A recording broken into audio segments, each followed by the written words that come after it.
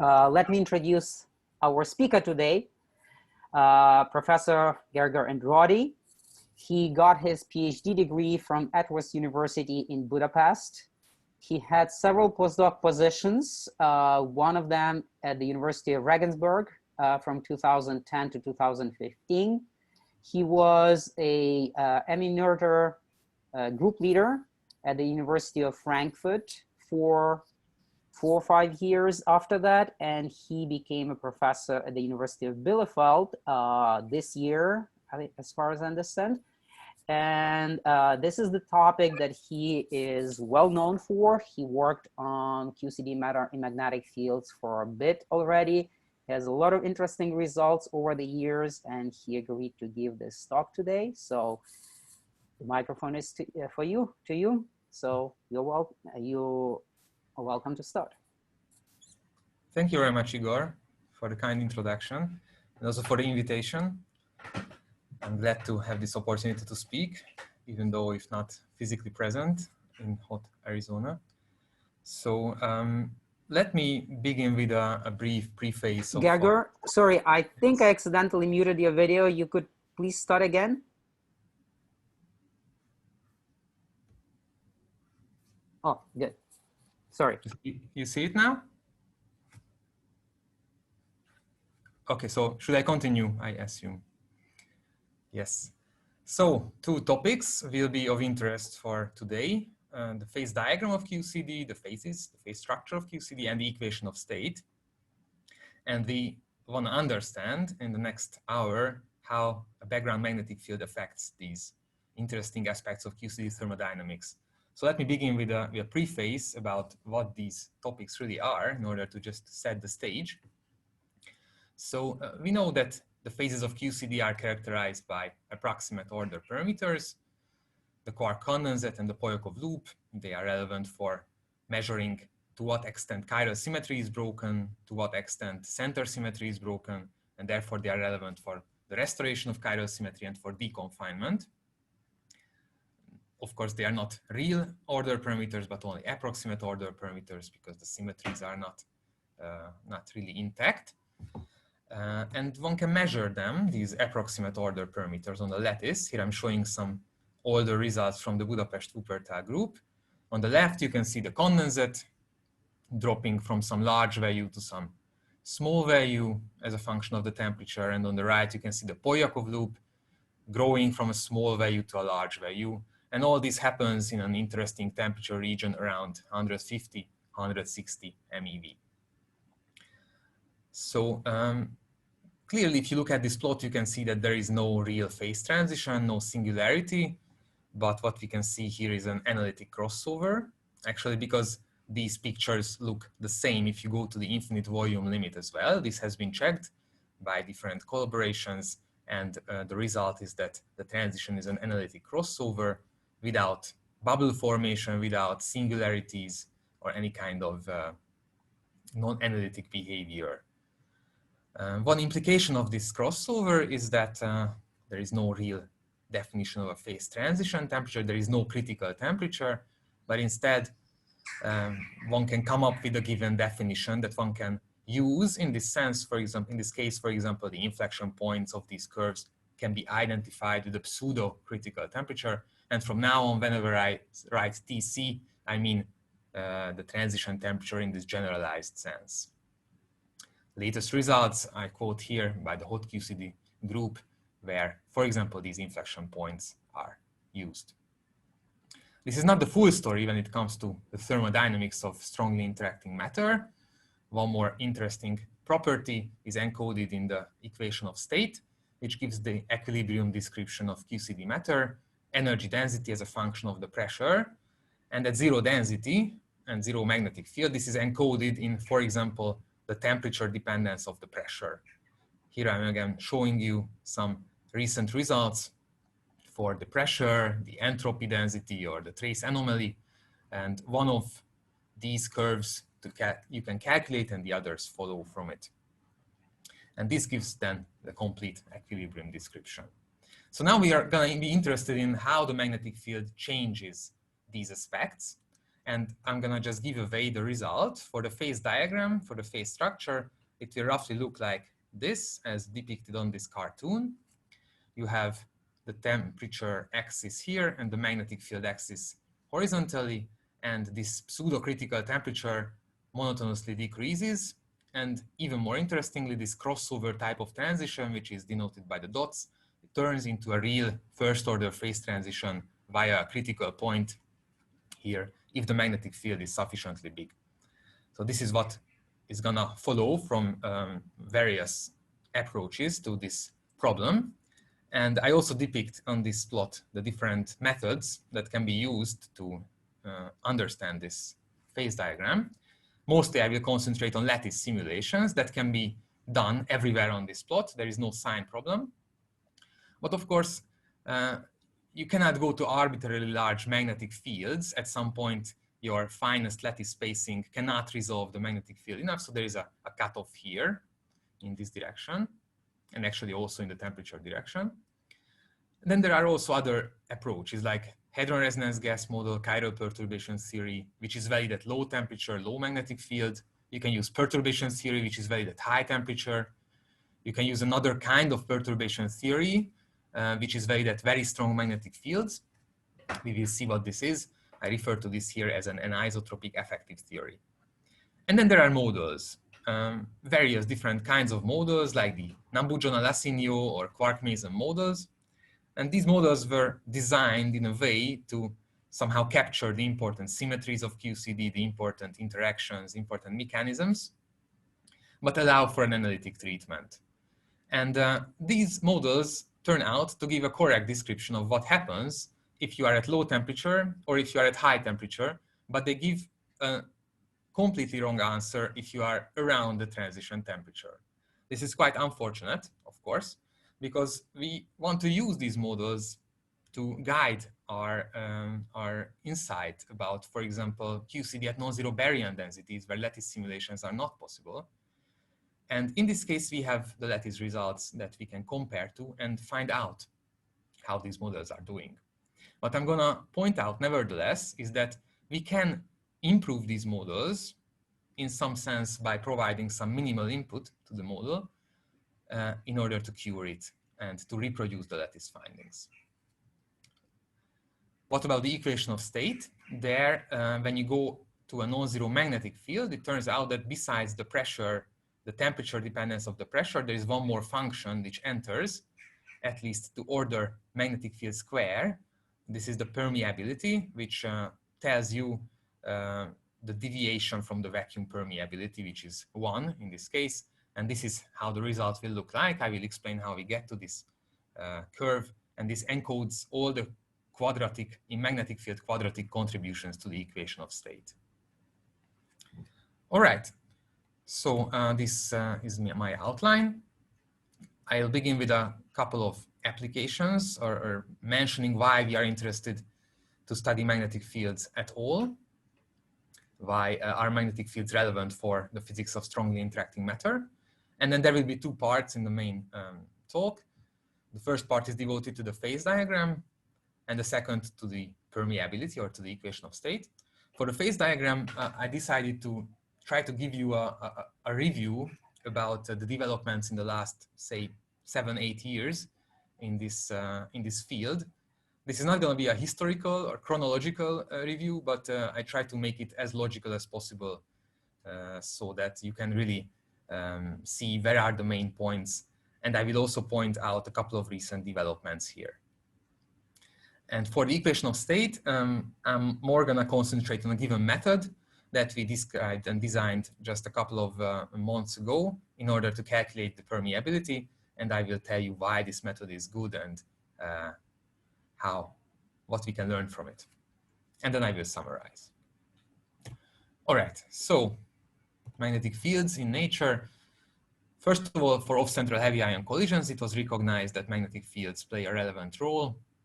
The spectator particles move in the reaction plane and generate a very strong B field in the center of the collision. Whether this magnetic field is sufficiently long-lived in order to really influence the evolution of the fireball is still a subject of a debate. Let me refer you to a couple of reviews here.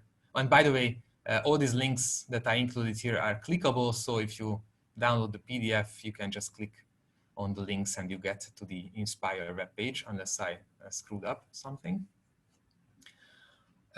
So this is why magnetic fields are relevant here, and mostly because of the chiral magnetic effect. People were interested in this, but then it turned out that there is another kind of phenomenological impact, like pressure anisotropies, the effect on the elliptic flow, and so on.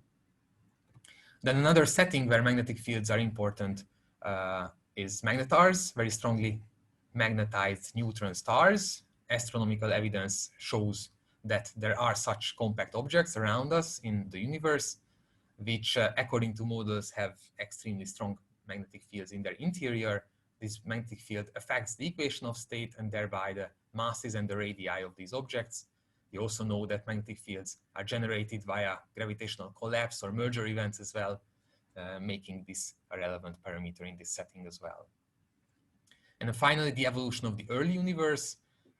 We have reasons to believe that through the electroweak epoch, through the phase transition in the electroweak epoch, magnetic fields can be generated. Actually, we heard quite a lot about this a couple of weeks ago in this seminar series by Temmei Vachaspati.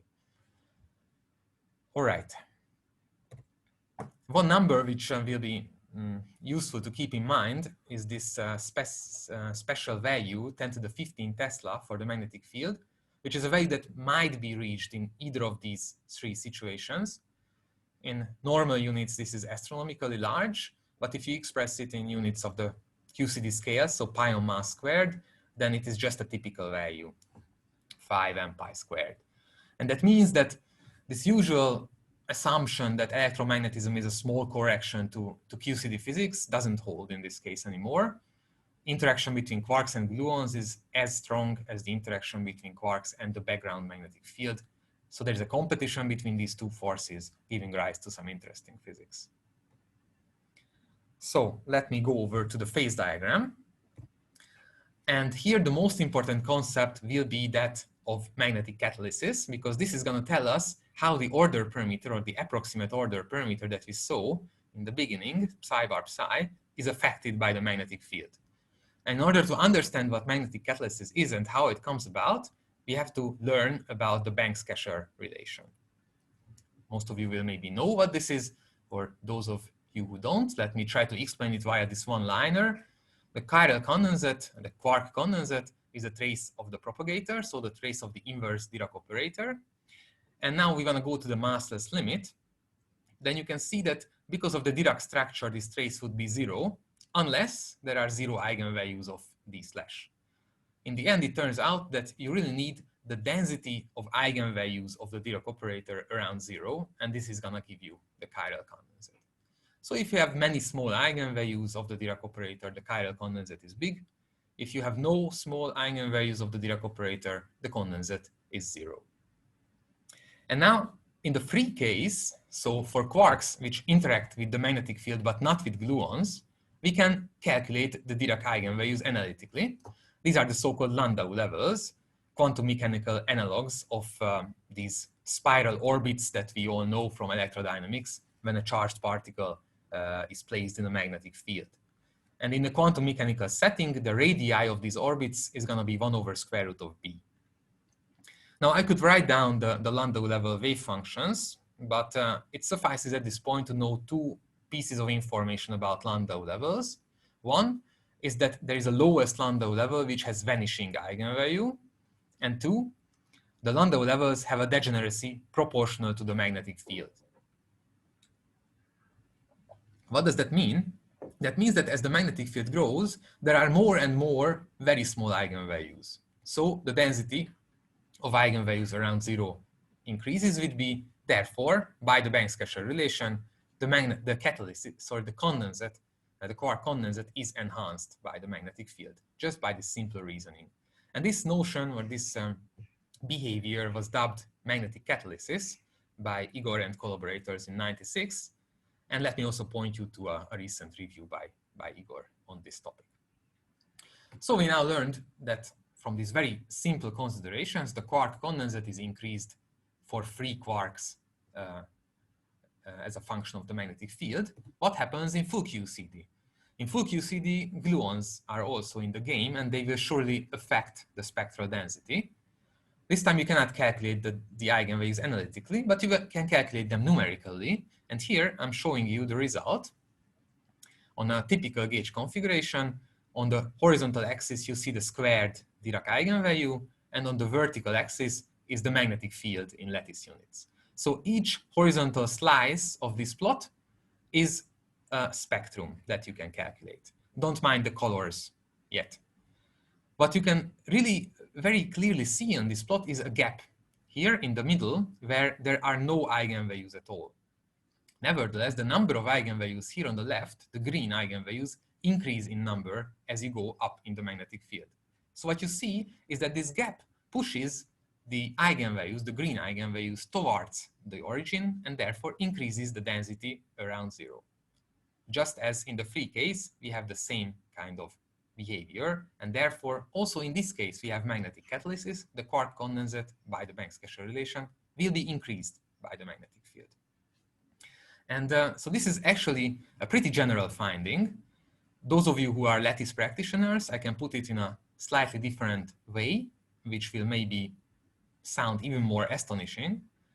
Whatever gauge configuration you take, if you measure the quark condensate on it with and without magnetic field, with magnetic field the value will be larger.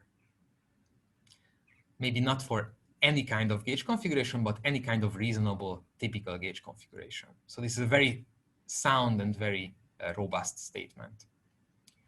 By the way, where does this gap come from? If you switch off the gluonic interactions, so for the moment get rid of gluons, then you can find how this spectrum looks like, and what emerges is a fractal structure, which is nothing else but Hofstadter's butterfly, the spectrum of a solid-state physics model, which consists of electrons hopping over in a rectangular lattice in a magnetic field. And there, these gaps are of topological nature, and one has been studying them for a long time. And actually, these different colors denote here then the discretized versions of the Landau levels. So the green eigenvalues, for example, correspond to the lowest Landau level, and the yellow the first, and the gap is the gap between the two. All right. So therefore, on an arbitrary gauge configuration, we now know what happens to the quark condensate if we switch on the magnetic field. But this is not the full story, because the magnetic field not only affects the observable, the operator, what we have been talking about so far, which now I'm calling valence part, but the magnetic field also affects the distribution of gauge configurations because it appears in the Dirac determinant. This I will call C effect. In perturbative language, the magnetic field can couple to the valence quarks in the operator, but it can also couple to C quarks, which couple to gluons.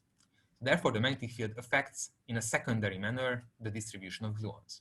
Now, this is a much harder effect to somehow capture because we don't really know what degree of freedom we should look for in the gauge ensemble. There are many, many degrees of freedom there.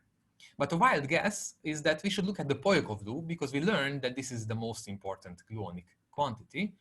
So we look at the Polyakov loop as a function of the temperature for different magnetic fields. And what you see is that it is always enhanced by the magnetic field. But remember, from the beginning, we learned that when the Polyakov loop goes up, the quark condensate likes to go down. The two like to anti-correlate with each other, and therefore, this effect suppresses the condensate. It reduces the condensate. So now we have two things. On a given gauge configuration, the quark condensate is increased by the magnetic field, but at the same time, the magnetic field prefers gauge configurations in the path integral that have smaller gauge quark condensates. So there are two effects, and they compete with each other. And it's a good question which effect wins and which loses. So let's look at the full thing. These are results at the physical quark mass using staggered quarks extrapolated to the continuum limit. The quark condensate is shown as a function of the temperature, taking into account both the valence and the C effect. The red is zero magnetic field, blue is larger, green is even larger magnetic field. And you can see that there are regimes where the quark condensate grows, magnetic catalysis at low temperature. Actually, also at high temperature, this is the case, but there the condensate is small, so you can't see it. But there is a region around the transition temperature where the opposite happens, and this we have called inverse magnetic catalysis, and I will often just abbreviate this to IMC in the following. IMC means that the total effect is that the condensate is reduced by the magnetic field. Here you can see this very clearly. What does this imply? Well, remember, we want to look at the inflection point of the quark condensate to define the pseudo-critical temperature.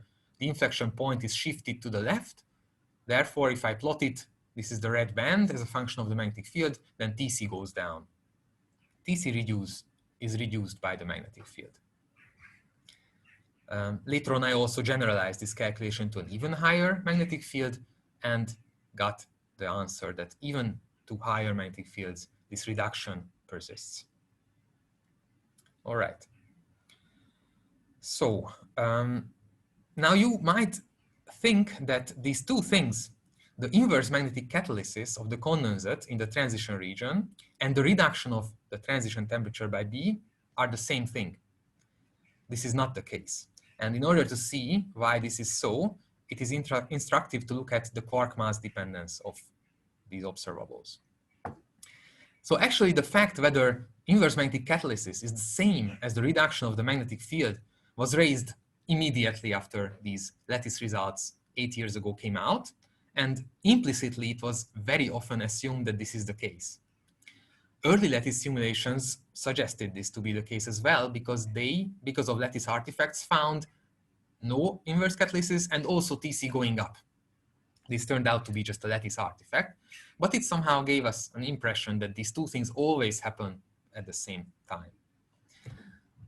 Recently, the PISA group updated this with an improve action, so did the same exercise as what I showed you previously at one lattice spacing with an improve action at heavier than physical pions. Here, this is, for example, for a 340 MeV pion. Again, the condensate is a function of T. Luckily, even the color coding is the same as before. So red is 0B, green is the largest B. And you see qualitatively the same thing. Magnetic catalysis here. And if you zoom in to this region, you will see that indeed the green is below the red, inverse magnetic catalysis here. Going up to a 440 MeV pion, the same qualitative behavior, magnetic catalysis at low T, and the tiny, but nevertheless persisting inverse magnetic catalysis here in the transition region. But if you go to a sufficiently heavy pion, 660, then there is magnetic catalysis everywhere. For all temperatures, the condensate is increased by the magnetic field. Nevertheless, if you look at the inflection point, even in this case, you find that it is shifted to the left. And this is because the enhancement, because of magnetic catalysis, is different at low temperature as at high temperature. This is how Tc of B looks like for the different pion masses. There is, of course, a shift because or the Tc at 0 changes as you increase the pion mass, but the qualitative tendency of the reduction is the same in all cases. And this answers our question. Inverse magnetic catalysis and the reduction of the transition temperature is not the same thing. Tc is always reduced, irrespective of how heavy the quarks are. Inverse magnetic catalysis is only there if the pions are sufficiently light. And excuse me if I sound too repetitive in this case, but those of you who have been working in this field will know that this assumption was made many times, and I think it is really important to clarify this. The two effects are not the same. To quantify this a bit more, we also looked at it in more detail, and we looked for the critical, so to speak, pion mass, where inverse magnetic catalysis ceases to exist, and this we found to be at 500 MeV. So more clearly, for pions below 500 MeV, lighter than 500 MeV, there is inverse catalysis. For heavier pions, there is no inverse catalysis, but Tc is always reduced. One more thing that will, as we find, will contribute to a better understanding of this issue is to look at the large magnetic field limit. Now, in the large magnetic field limit, as I said, at some point, even with our finest lattices, we cannot resolve the magnetic field, so we need an alternative approach. And this will be an effective theory for QCD in the infinite magnetic field limit. It turns out that you can derive such an effective theory, and this will be characterized by these Landau modes, which become effectively 1 + 1 dimensional, and of course break rotational symmetry. It turns out that quarks decouple in this limit, and gluons inherit these kind of anisotropies. You can calculate the effective theory. Igor and collaborators have done this in 2002, and you can also reproduce this via an Euler-Heisenberg calculation that I did later on. And you get to the same answer, namely that you end up with a pure gauge theory. There are no quarks anymore because they have decoupled. But it's a strange anisotropy gauge theory because certain components of the gluon fields, especially the chromoelectric component in the direction parallel to the external magnetic field, has a coefficient, a coupling constant of infinity. That means that, as usual, the gluon fields can fluctuate, but there is one type of gluon field, this parallel chromoelectric component, which cannot fluctuate. It is fixed to its minimum. Would it want to go away from its minimum, it would be punished by an infinite action, so it's not allowed. The nice thing about this gauge theory is that you can discretize it on the lattice again and simulate it. Again, those of you who know lattice field theory are working with it know that simulating gluons is much easier than simulating fermions. So this is actually a simple exercise. You just have to watch out that this constraint with the with keeping the chromoelectric component at its minimum is fulfilled. You can do that nevertheless, and this is how it looks like, the results. This is a pure gauge theory. As you can suspect, it has a first-order deconfining phase transition, which I prove here. This is the susceptibility of the Polyakov loop, which is the order parameter in this limit, divided by the volume, and the different colors are different volumes. You see that after this normalization by the volume, everybody has the same height, which means that the susceptibility peak grows as linearly with the volume. It's a telltale sign of a first-order phase transition, and on the right you can see the histogram of the Polyakov loop at TC, which is again showing this double peak structure, a telltale sign of a first-order phase transition again, where the system doesn't know whether it should be in the confining or the deconfining minimum, and it jumps from one to the other on a smaller volume. So we have a first-order phase transition in this limit, like the boiling of water with bubble formation and potentially interesting physical implications. Okay, now we have two limits. At low magnetic field, we have a crossover. At high magnetic fields, we have a first-order phase transition. So there should be a critical point in between. And you can try to estimate where this critical point resides on the phase diagram. And what I did was to take the lattice results at low magnetic field, and where one can really see the strengthening of the transition, and then extrapolate to a point where the peaks in the susceptibilities would become infinitely narrow. And one gets this very large 10 GeV squared results with a large systematic error. All right. What does this have to do with the mass dependence? Well, notice that this effective theory, which we have simulated now, doesn't know anything about the quark mass. This effective theory is the same irrespective of the quark mass, because we have taken the magnetic field to infinity. It doesn't matter how heavy the quarks were to begin with. So whatever the quark mass is, you have to end up somewhere down here as the magnetic field gets sufficiently big, which means that for all quark masses, eventually you have to see this reduction of Tc as a function of B.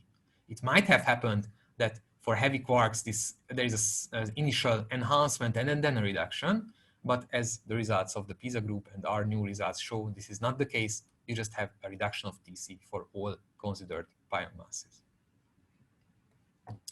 One more thing that will be useful for this phase diagram study is to look at other modal approaches. And this is actually the reason why our results about 7-8 years ago were so controversial or so surprising, because many other approaches, modal calculations, were used to calculate the phase diagram, and one arrived at the exact opposite result as what the lattice results show. I don't even try to list the relevant references here. I just point out the recent review by Jens Andersen and collaborators. And as I will show in a second, two important features of these model calculations is that there is no inverse catalysis for any temperature, and TCB increases. One out of the many examples is the PNJL model, Polyakov loop extended Nambu-Jonas-Lessinio model, where you can see the condensate is always enhanced with the magnetic field. This dashed line is the 0B, the solid line is the largest B result, so there is always magnetic catalysis, and the inflection point grows. This is the upper line here. So it's the exact opposite of what the lattice results at the physical point show. Why is this so? And how can we improve this? And let me just tell you about a recent result with Gergely and Marco that we performed last year, where we try to look at the PNJL model and improve it using lattice input.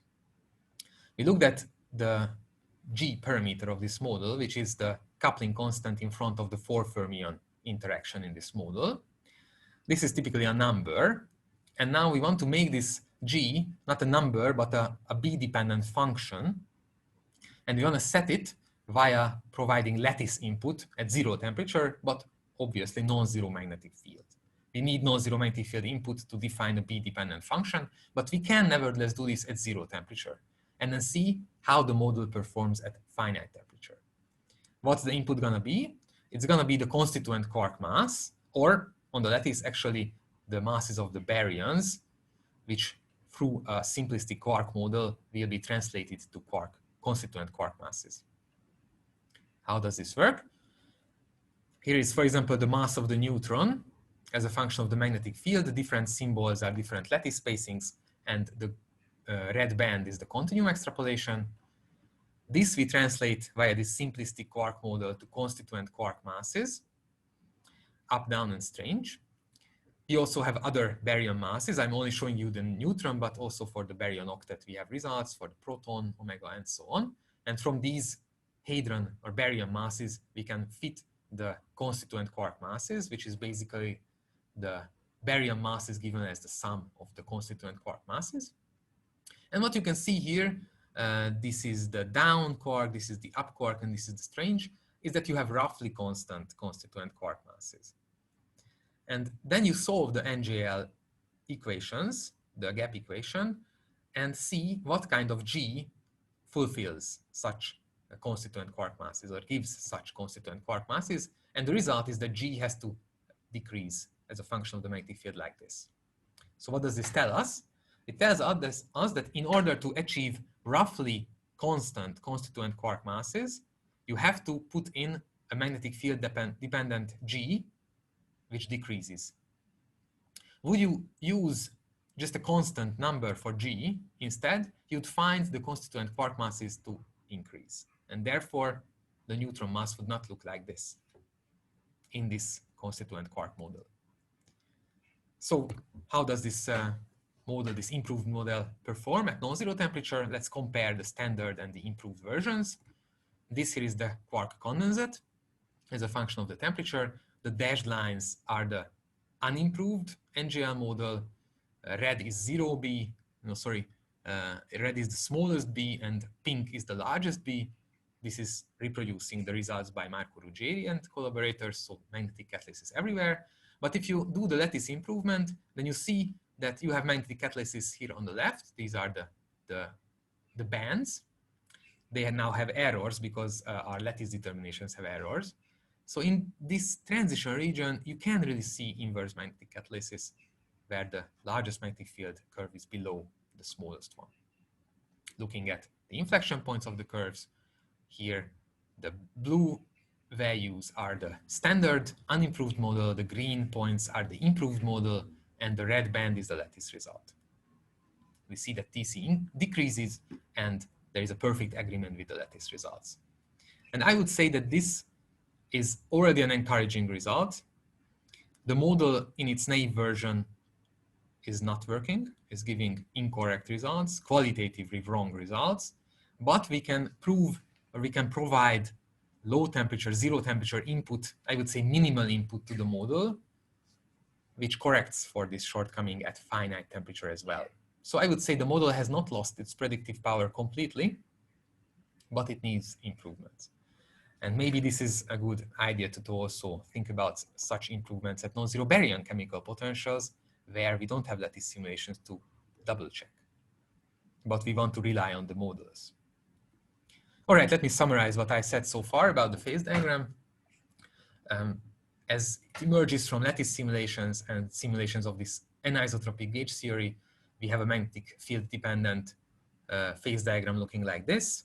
This is qualitatively the same for heavier quarks as well, but only inverse magnetic catalysis ceases to exist at a given pion mass. And the PNJL model is wrong, but it can be improved using zero temperature lattice input. Let me now proceed to the second part, which will be about the equation of state and its magnetic field dependence. I think I'm gonna need for like another 15 or 20 minutes to finish. I hope that it's okay. As I said here, I'm gonna concentrate more on a new method. So maybe this is gonna be interesting for the lattice practitioners here as well, or especially interesting. Let me first of all just define what I mean by susceptibility and permeability. The susceptibility is encoding the leading order dependence of the matter free energy density on the magnetic field. This is a quadratic dependence. So I differentiate the free energy of my QCD matter twice with respect to the magnetic field as 0. That gives me my susceptibility. This is not the total energy, because the magnetic field itself also carries an energy, which is just the classical b²/2 term. I can combine the two together, and then I get to this familiar b²/2 mu expression, where mu is the permeability, and I'm using the notations or conventions of Landau-Lifshitz. And if you look at this line, you can express the permeability from the susceptibility, and E² or E I just introduced here the elementary charge for convenience, because E times B is a renormalization group invariant, and I want to keep it that way in this combination. There are two types of materials in nature. Either the susceptibility is positive, so the permeability is bigger than 1. Those are paramagnets, which are attracted by the magnetic field. And then there are diamagnets, where the susceptibility is negative, so the permeability is smaller than 1. These materials repel the magnetic field. What do we expect? What do we expect from QCD? Let's try to sketch how the temperature dependence of the susceptibility will look like as a function of T. There are 3 very simple observations that we can make, which will constrain this function. In the vacuum, first of all, we have to have the vacuum permeability, which is 1, so chi has to be 0. We have to start from 0. At very high temperature, we should have a quark-gluon plasma with quarks, charged quarks that interact with the magnetic field via their spins. And the spins can always orient themselves with the magnetic field, which is energetically favorable. So they reduce their energy, which means that they are paramagnetic in nature. That means that the susceptibility has to be positive here at high temperatures. On the other hand, if you go to low temperatures, the opposite limit, then you have pions.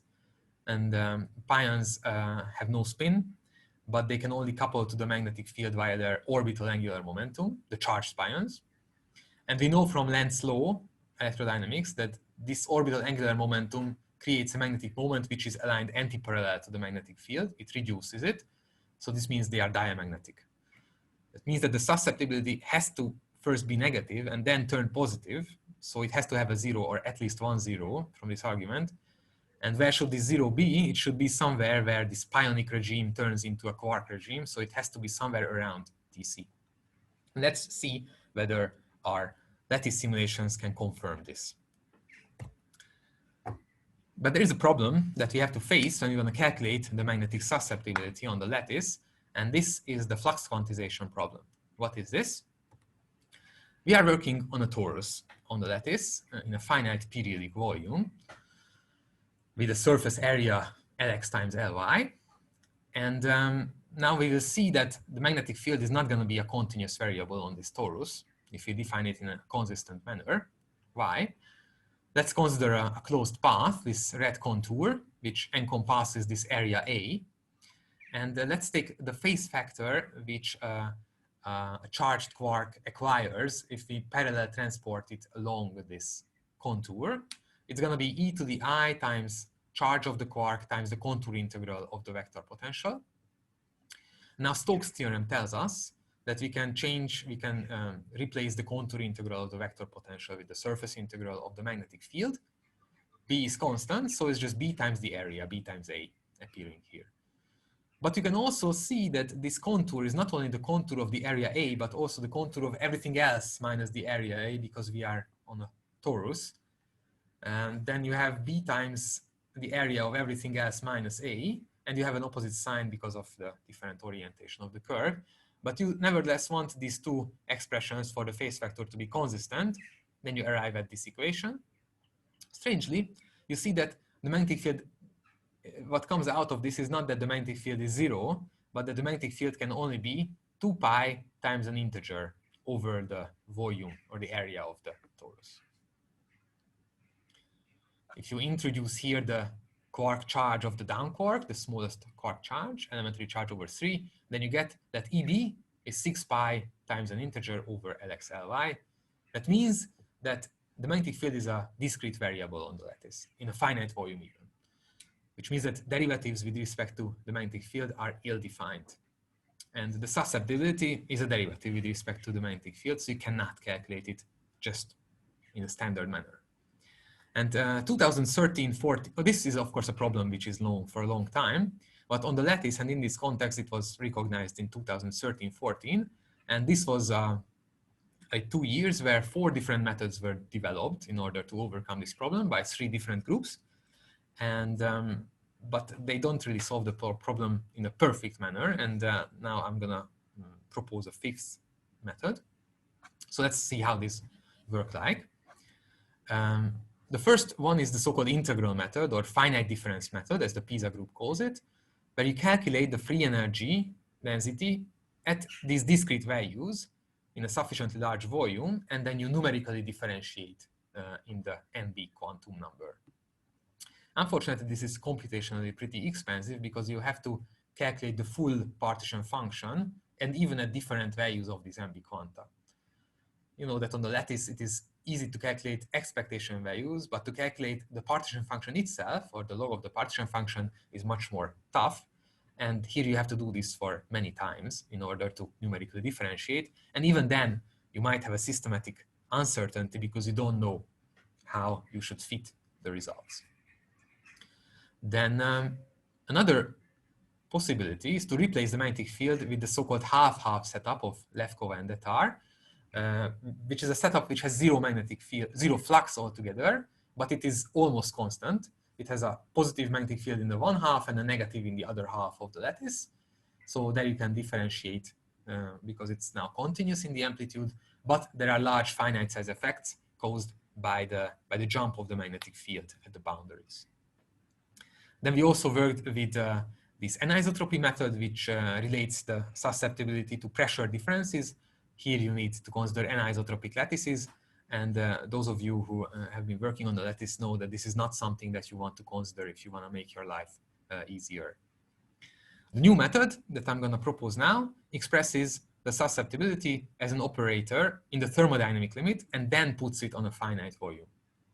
We will see that in this manner you don't need to do costly simulations. You can evaluate this operator at 0b, and you also don't have large finite size effects. How does this work? Well, I'm just going to sketch it. I'm not going to show you the details of the derivation. The vector potential where the magnetic field enters couples with the electromagnetic current. And now I'm not going to consider a vector potential which gives us a constant magnetic field right away, but I'm going to first consider an oscillatory magnetic field looking like this, where P1 is a momentum in the x1 direction. And then at the very end, I will take the limit of P1 going to 0. In this manner, we will see that we can derive a closed form in a very simple manner. And it will also be very instructive to see how the scaling with this P1 momentum variable will look like. Okay, so let's consider this oscillatory magnetic field. It's generated by an oscillatory vector potential. This is the primitive function of the other thing.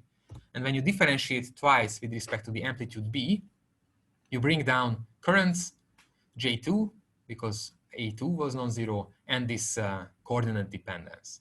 So what you end up with is a convolution, an expectation value of a current correlator times a kernel. You can now use a couple of tricks in order to get to this expression, where G is a current correlator projected to zero momentum in the 2, 3, 4 directions. And then there is one more integral left to do, one more convolution left to do, and there is a kernel which has to be done. Now we can do the infinite volume limit, the zero momentum limit. In the infinite volume, this here just becomes quadratic. This is what you have to calculate, and this is the susceptibility in terms of this current correlator. So just a sketch, you have the current correlator, which is exponentially decaying in the distance x, because you have two insertions and you have a vector mass, or the sum of the two pion masses, if the pions are light enough, that will nevertheless give an exponential fall off. Then you have the x squared, which is the kernel, and you have the product of the two still decaying exponentially. Now, what do you do in a finite volume? There, this P1 momentum quantum is a discrete variable again, so in principle you can't send it to zero, but you nevertheless can employ the same formula that we just found, making it to comply with the periodic boundary conditions. That means that the kernel is now having a cusp at the half of the lattice, where it changes from x squared to x minus L squared. L is the size of the lattice in this direction. That means that you have now the exponential fall off, which turns to be a cosh, because you have now the other exponential coming from the other side of the lattice. The kernel has this cusp now here in the middle. The product of the two still decays exponentially, and this cusp is somewhere down here hidden in this blue function. What we find is that this cusp is then unproblematic because it is multiplied by this exponentially small g of L over 2, and therefore we don't expect large finite size effects to take place. But let's check this numerically, of course, because this seems like a potential problem. Here's the correlator as a function of the distance. We have the exponential fall off, and then we turn back because of periodic boundary conditions. The larger volume has the same exponential fall off going on for a longer time and then turning back. You can do the convolution now for finite momenta and for zero momenta for the different volumes, and you see that the two volumes are exactly on top of each other, and there is really a smooth extrapolation or smooth limit which this function has and which you can read off at zero momentum. All right, finite volume effects are small, and we have a smooth limit through which the susceptibility arises. Notice that this might be familiar to you if you have been working with the G-2 of the muon on the lattice. You have a very similar form factor to evaluate there at zero temperature. Just there you are in the temporal direction, and here we are in the spatial direction, in the momentum.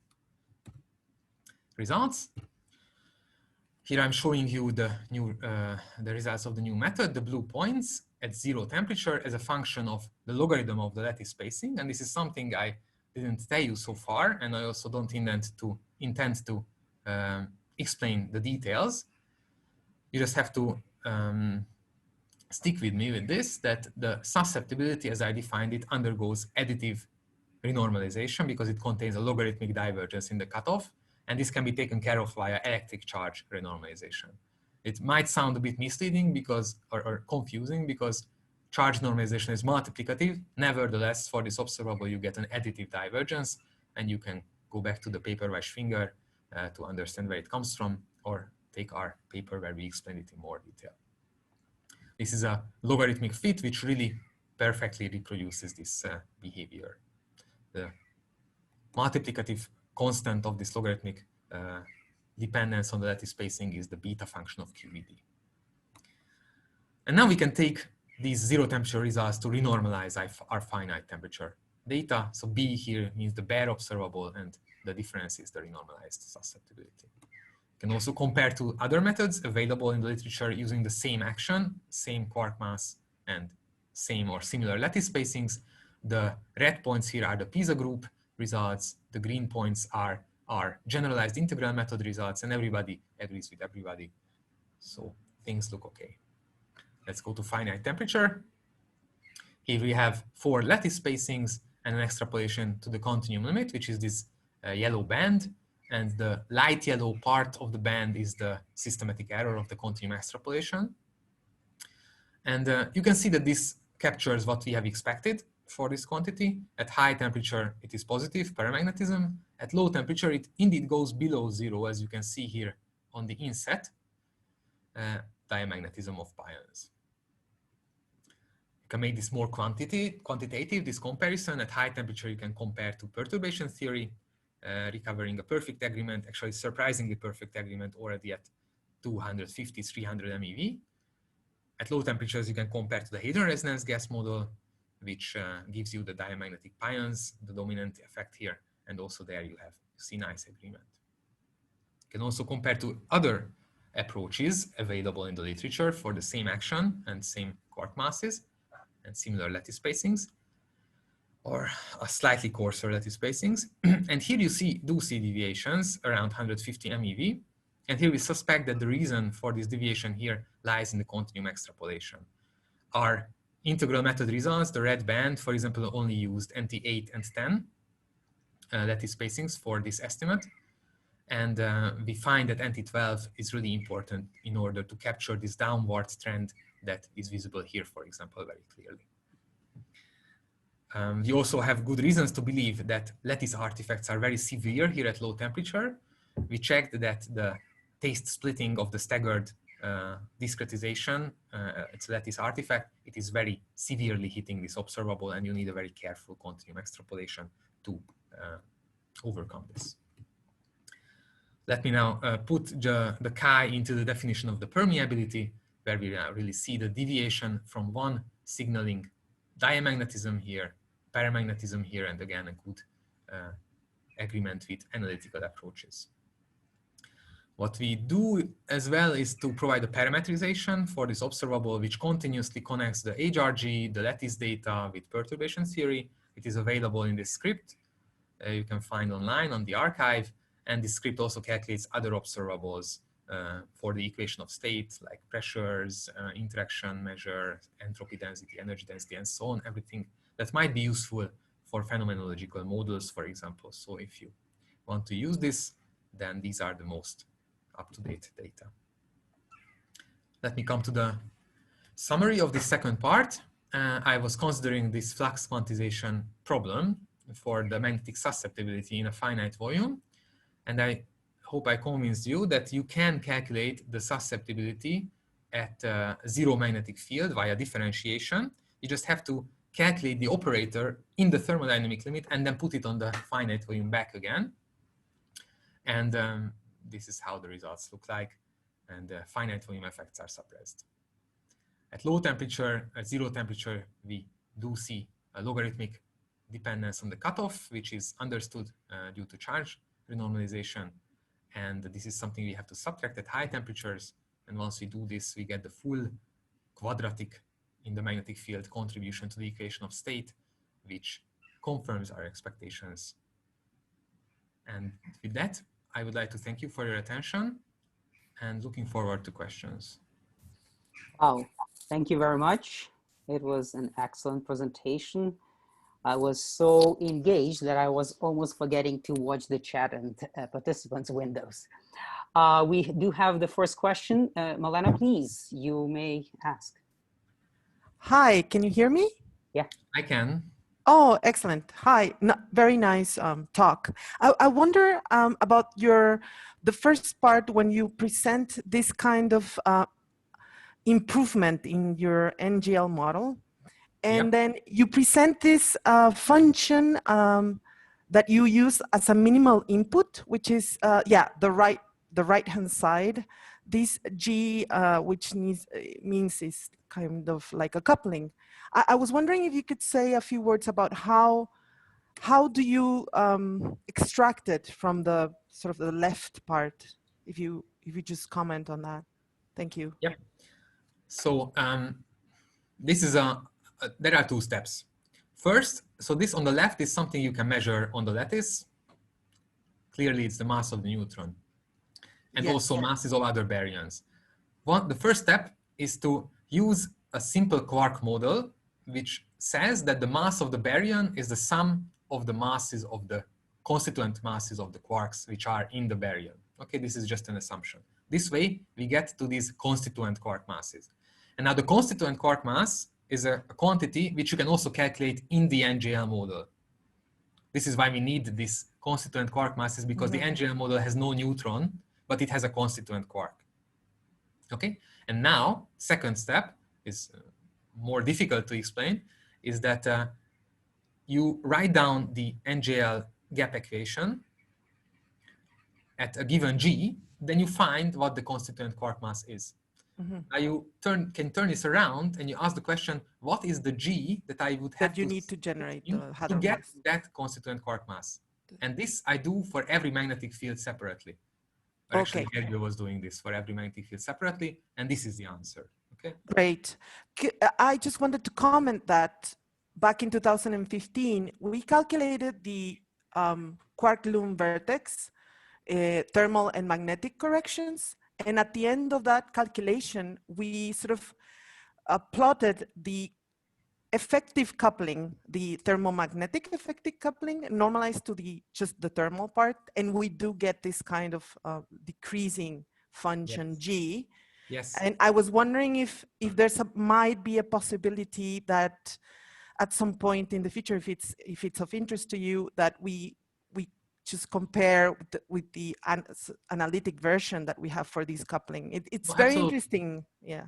Now I'm not absolutely sure I know the paper. I mean, I might mix up a couple of papers because there are so many. Yeah, there's so many. Yeah, for sure. I can send This you. This is NJL model, right? No, So it's regular sort okay, of so that's a QCD different. with the hard thermal loop corrections, Okay. and then magnetic field coupled through the loops. And so we find this kind of a coupling that has this lowering sort of, yes, this decreasing behavior. And I wonder whether it was, I always wonder whether it was a fixture of the model or the way we approach this calculation, or if it was something that lattice, as you have shown here, that lattice could sort of tell us for each model. Let's say if you do this exercise in these effective models, if you would always get this decreasing behavior, because for me it's great to have this kind of course it will depend on the model, it will depend on the coupling or the parameter that you consider, but I think it's now maybe a good time to consider this exercise and try to improve these models so that they agree. Thank you. Thank you for the question. Okay, we have the next question from Anirban Lahiri. I hope I pronounced that correctly. Please ask. Yeah, thank you. I had a question on the first half of the summary. You showed that it's the first plot. Yeah, exactly.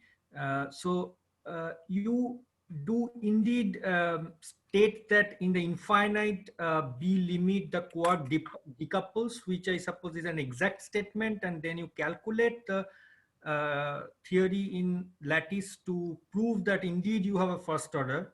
So why do you see a prediction in that shaded area? Right. This is the plot. The white area here is where we have full QCD results, okay? Up to 3 GeV squared. One more exact result is at infinite magnetic field, where we know that there is a first order phase transition, okay? It's somewhere here on the right. Now we want to connect. Where the critical point is, I can tell you that based on what we see here, it's not lower than 10 GeV squared. It might be above that. I suspect this is really a lower bound to this. We do see a strengthening of the transition, and we know that it's going to become first order eventually. Prediction is because we don't know where this part really lies. Does this answer the question? Yeah, sure. Yeah. And just maybe another one, can I? Go ahead. Yeah, thank you. So when you say you in the PNJL model you calculate the constituent quark mass to fix the G, you calculate the constituent quark mass. I mean, and there are other parameters in the model like the cutoff and yes. So The cutoff. what about them actually? I mean, so yes, the cutoff, and then there's a third parameter. Yes, the other parameters are kept constant, and they are calculated at zero magnetic field. So usually you, in order to set the parameters of this model, you go to zero temperature, zero magnetic field, and then you require that the pion mass be 135 and the pion decay constant be that, and so on. And this is what we do. And on top of that, we also do this magnetic field dependent stuff with the G, but we leave the other parameters constants. You might do it differently as well. We thought this was the simplest thing to do. okay, yeah. Okay, so we have another question. Jamie Stafford, please. Yeah, so can you go back to the phase diagram result that you showed? I think I just have a naive question. So is this like a chromomagnetic phase diagram, and how is this related to the critical point in QCD? Every magnetic field was electromagnetic so far. I mean, the external magnetic field is electromagnetic, if this is what you ask. Mm-hmm. Not chromomagnetic. Right. Okay. So then, I guess from a naive perspective, then, how does your limit of 10 GeV on the magnetic field maybe constrain the temperature baryonic chemical potential phase diagram? Is there any relation whatsoever? Well, I would say that would we be more lucky, and would this critical point be here at 1, which is maybe not so large, then you could try to do a Taylor expansion in the chemical potential, not starting from 0B, but from this large B. And then you could maybe trace out where this critical point moves as you switch on the baryon chemical potential. This would be really interesting, because then you have a better handle on where the critical endpoint sets in the baryon chemical direction. Unfortunately, you would have to start from a too large magnetic field to do this. Mm-hmm. That's a problem. But it's a good question, and we actually were hoping for that. I'm not sure if it was left behind, but mu here is strictly 0. So only the point at the very, very bottom, B0, is the actual phase point in the phase diagram, T mu. And it's mu 0. Everything is 0 mu here, of course, yes. But it's a good point that you could perhaps start from this and then go in the mu direction more easily if you were lucky. Any other questions from the audience? I do have a short comment myself, though. When you were discussing the fact of the magnetic field and the coupling constant, it's kind of like the old game that everybody likes to play. And it's fair enough, because, of course, when the magnetic field gets stronger, essentially quarks are probing shorter distances. They are kind of constrained to move around. And of course, that's effectively as if they're probing shorter distances. Wouldn't be surprising that the coupling gets weaker.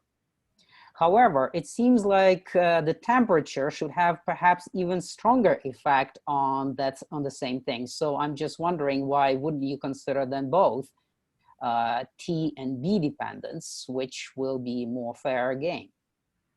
Well, of course, yeah, sure, you can do whatever you want, but if you now also consider temperatures, then you feed all the input there possibly is to the model, and then there is nothing else left to discover with the model, right? I see. But you cannot deny that the effective coupling should decrease with temperatures just the same. And when you're keeping it independent of temperature and just only including the thermal effect in the gap equation or something, it's not a fair game either. Yeah, but I mean, in the standard version of the model where G is a number, you also don't account for this, right? That's true. So maybe the lesson to learn here is that the B dependence of G is more important to get the complete phase diagram in the TB plane than the T dependence of G. Of course, the quantitative reasoning for that would be that you're considering the magnetic fields that are effectively maybe even slightly larger than the temperature if you take the square root of V. If you take pi t, okay. It's comparable, right? I don't know. Any other questions before we wrap this up? I don't see any additional questions. So using this opportunity, if you do have a question in the last 20 seconds or so, let me know. If not, I would like to use this opportunity to thank Gergely for an interesting presentation. As I said, it was really, really engaging, and I was losing track of my duties as a host all the time. So sorry for that if anybody tried to do something and I didn't see. In either case, thank you. And thanks everybody for joining us.